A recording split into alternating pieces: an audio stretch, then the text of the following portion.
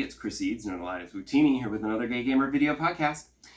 This week I went to see Wonka, which was fucking delightful. Remember back all those years ago when Tim Burton announced that he was going to remake Charlie and the Chocolate Factory? And everyone went, oh, Tim Burton doing Willy Wonka, that's like perfect. And then we all saw the movie and it was not, and Johnny Depp was like super creepy. It turns out that the perfect person to direct a Willy Wonka movie is the guy who did the Paddington movies. So it is absolutely charming. It is heartfelt. It is fucking delightful. I just was won over almost immediately. And I was just like, it's whimsical, it's charming, it's funny, and you'll cry a little at the end. It's great. The only complaints that I really would have would be that the supporting cast isn't... The cast is good. Like, the actors are all good, but the supporting characters, the more supporting they get, the thinner drawn they are. And they are not developed, and you don't even know who... There's a couple where you're just like, I don't even know what their purpose is except to just be there. And then help out. They have no real background. And then also the songs, because it is a full-on musical, even though the trailers would not give you a hint of a song. You just saw a couple of shots of people dancing in unison, and you're like, this is totally a musical, and you're trying to make it seem like it's not, but people like musicals. Sell it as a musical. I mean, literally the first shot of the film, there's no dialogue. He starts singing immediately. Before anyone speaks, they're singing. The whole opening is just one big song. It's fantastic. The songs aren't super catchy. You leave the theater humming Pure Imagination because that's like one of the last songs and it's the catchiest. The new songs, they're not like super catchy where you're going to want to like leave the theater humming it. But what I appreciated is that instead of a movie where they just stick some musical numbers in, you know, like the Disney cartoons, here the songs are all like fully integrated into the film. Like they sing, then there's dialogue, and there's more singing, and there's more dialogue, and it's all, and it helps tell the story. And it's like, it's a proper musical. And it's great. Some of the CGI effects are a little dodgy. There's one shot of the girl floating on the balloons, and I swear you could totally see the wire. And I'm like, there's this big white line, and I'm like, why did you not erase that wire? I saw it in the trailer, and I was like, oh, well, they'll erase it for the movie. They did not. Whatever. Totally recommend it. It's delightful. And even though it's a prequel to the 70s Willy Wonka movie, it doesn't do that bullshit like the Star Wars prequels where they're like, look, we're making all these references, and don't you get all this fan service? And look, we're referencing this, that, and the other thing, and this is why he wears a top hat, and this is why he wears his coat. This is where the cane came from. Like, you get the Oompa Loompa origin kind of thing, but like that's about it. And a bit of the golden ticket. Spoiler.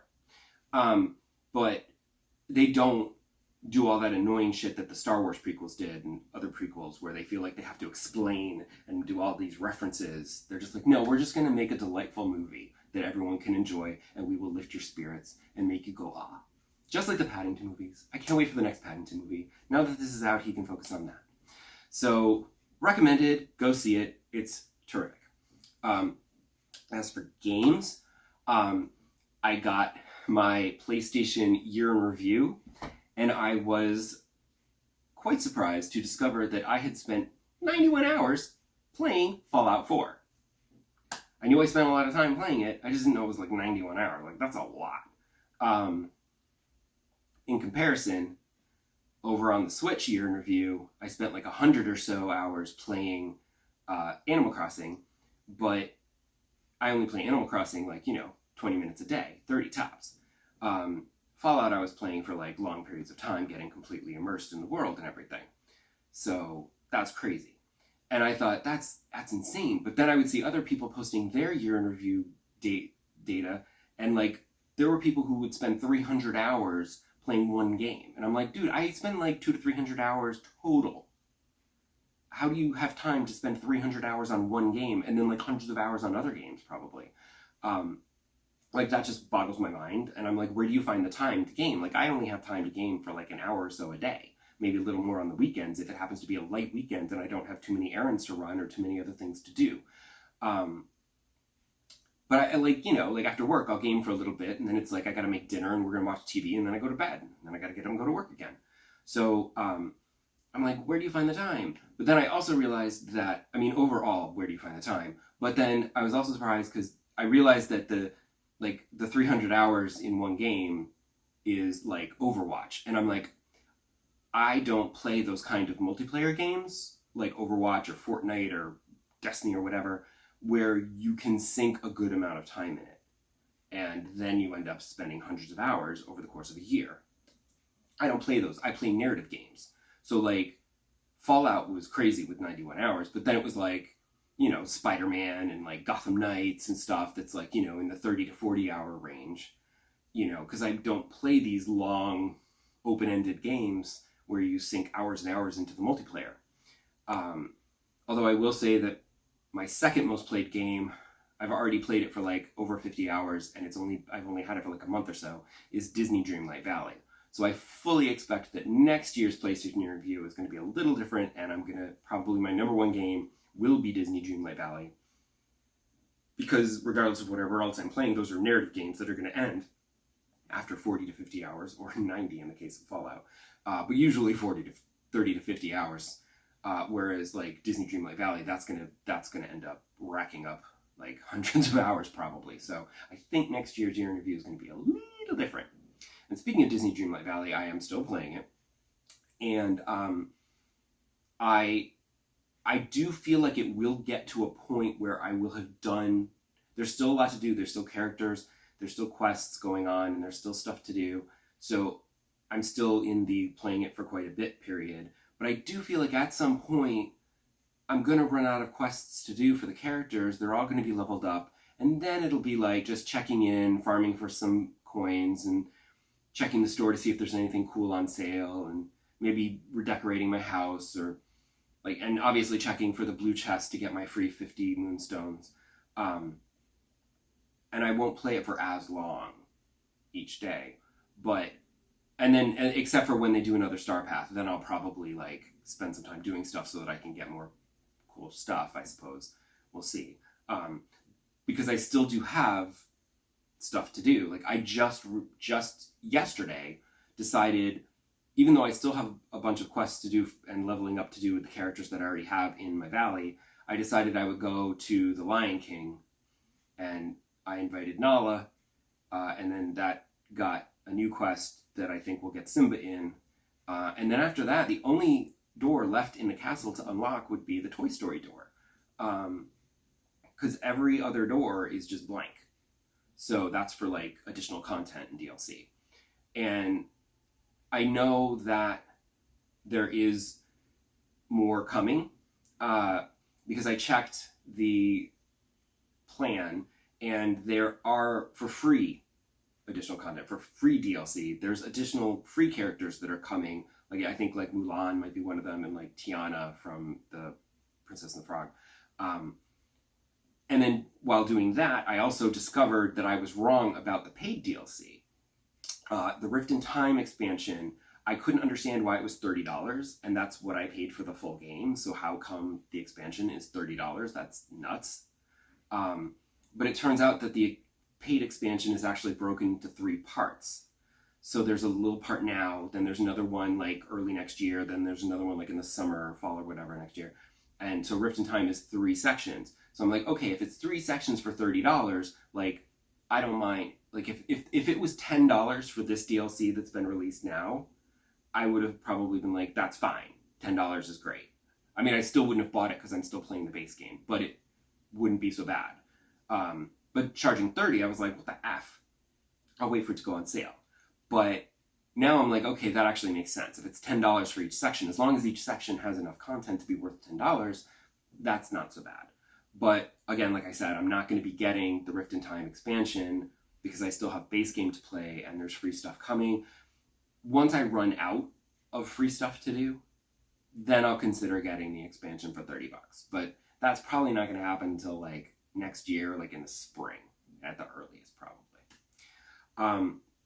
And then the wrap up, I did want to just talk about the Game Awards, which I wanted to talk about last week, but last week's episode was too long, and I just was like, I don't want to be epic. I'll save it for next episode. So here, the Game Awards, I don't watch because I don't care about the awards themselves, but it has become kind of like the new E3 where everyone loves to debut their trailers, and especially since E3 is now officially dead and buried. The developers love to show off their new trailers, so while they're handing out awards, they're showing off the trailers. So I just like with all the other press stuff, I don't sit and watch it live. It's tedious, and there's a lot that I don't care about. The next day, I can go and look at the trailers later and push play on the trailers that I want to watch. And there were a ton of trailers, but there were only a few that I actually was interested enough to click play on. And I will say, because the main one that I was like, oh my, was Jurassic Park Survival, which initially I was like, ooh, and then I watched the trailer and I'm like, oh, it's just a cinematic trailer, and it was so lame because it was just recreating shots from the movie with a new character. And I'm like, I get it, like it takes place immediately after the first Jurassic Park movie. Fine. This woman is stranded on the island and she has to get out. But the recreating of shot for shot from the movie was kind of lame for me. And then at the very end, there's like some really quick shots of gameplay, and I went, yes! And it looks like it's a first-person action adventure game where you have to survive Jurassic Park and escape. And I'm like, first-person Jurassic Park survival, I am in. I hope it's good, because that is totally something I would play. Then there was that Sega ad where they were like going to reboot all of their classic franchises. And as much as I love Jet Set Radio, I was never very good at it. So I'm probably never going to buy that one. But I was interested in Crazy Taxi because Crazy Taxi was always a lot of fun. But Crazy Taxi was fun because it was like a quick arcade game. You could just like a quick hit with a couple of rounds, and I'm assuming they're probably gonna like give it a story and like missions and stuff, and so I don't know how that's gonna translate, but we'll see. I'm intrigued, and I will be keeping an eye on it. There were a few trailers that like looked cool. There was a game called Exodus that looked like, very cool premise. It was just all cinematic setting up the premise. Then there was a little bit of gameplay at the end, so I'm like, okay, this could be a good Mass Effect kind of, sci-fi action game. There was another one I don't remember the title of because it was literally just a cinema, and I'm like, I would watch that movie, but I don't know if I would play that game because I don't know what the game is. So cinematic trailers don't really work for me. There was this other game called Big Walk, which I was intrigued by. It's these little cartoon characters walking around a somewhat realistic environment. And I was like, ooh, that looks quirky and weird, and maybe I'll keep an eye on that. And I will. But it also was like, play with your friends. And it does seem to be like a multiplayer game where you work together and like do stuff. And I'm just sort of like, I don't really do multiplayer. I am very much a solo player kind of guy. So my interest in that kind of waned when I realized it looked like a multiplayer game. And that's the same thing with Light No Fire, which is the new game from Hello Games, where instead of a procedurally generated universe, they're doing a procedurally generated planet. So you're contained on this planet. And the idea of having an entire planet to explore and like go all the way around it and everything, that's amazing. And I would love that, but it appears to be a multiplayer game. And I'm like, no, I just want to be by myself exploring this planet and seeing what's on this planet to explore. Going to the polar regions and the sunny regions and the deserts and the beaches and the forests and the whatever, and exploring and learning about the alien culture on this world. That's what I want to do. I don't want to have to like be exploring and passing by somebody else who's building some giant fortress, or like these people who are having a fight. I'm just like, I want to be by myself, because that's my favorite thing to do in No Man's Sky, is just explore by myself. And I can zone out the world, and zone out and just explore. So I would love it if there was a single player game, but I don't believe there is. It looks like a big multiplayer universe thing, like a Fortnite kind of thing or whatever. So I'm like not so interested in that. Sorry, Hello Games. I mean, obviously I'll keep an eye on it, but I'm not holding out hope that it'll be something I'm going to want to play. So that's enough for now. There will not be an episode next week because it's Christmas and I will be too busy. But I will see you back here for New Year's Eve. I'll shoot one on New Year's Eve and I'll talk about what I got for Christmas. Hopefully I got a good game for Christmas. We'll see. And I will see you then. Bye-bye.